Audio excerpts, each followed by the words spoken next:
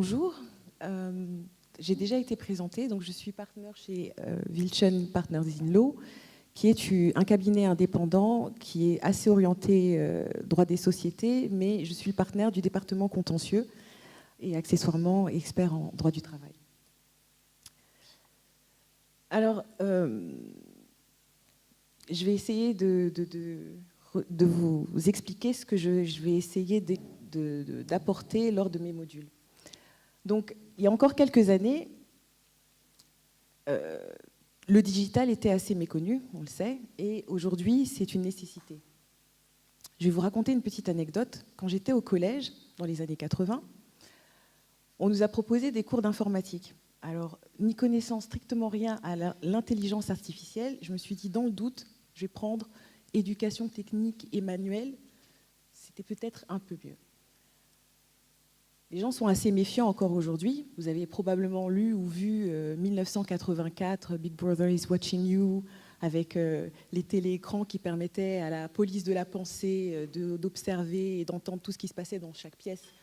Et le novlo, qui était une langue inventée pour contrôler la pensée et la logique.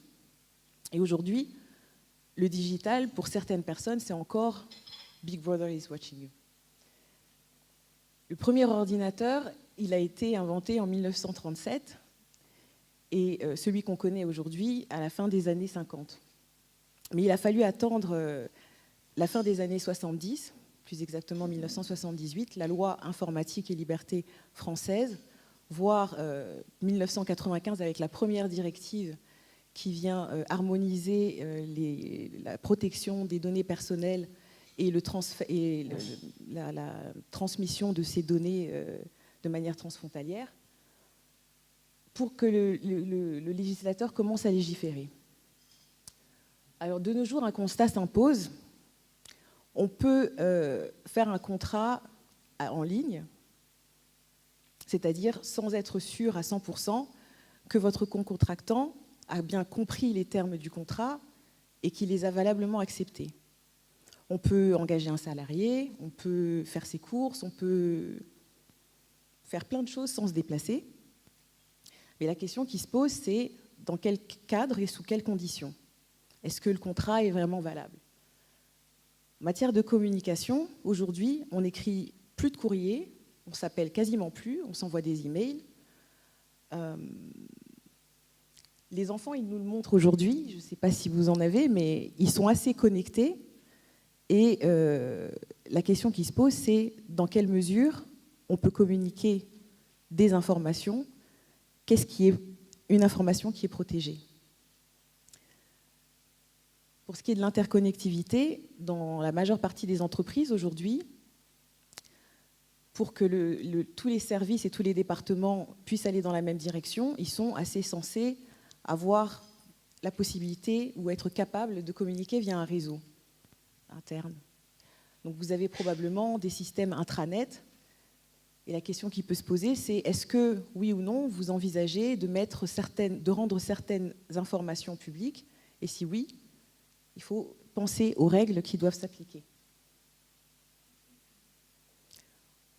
En résumé, ce que je vais essayer d'expliquer lors de mes modules, c'est qu'il existe des droits, que dans la transformation digitale, il y a des devoirs, et que celui qui opère une transformation digitale a une responsabilité.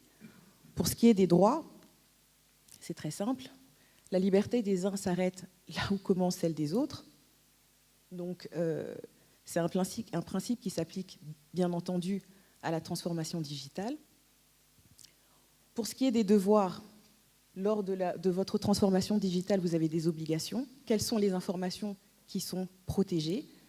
Il y a aussi des catégories de personnes qui sont protégées, comme les enfants, les salariés, les consommateurs.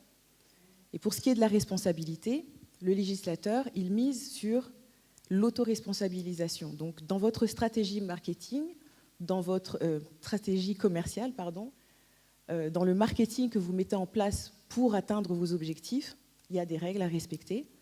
Et c'est ce que je vais essayer de développer lors des modules.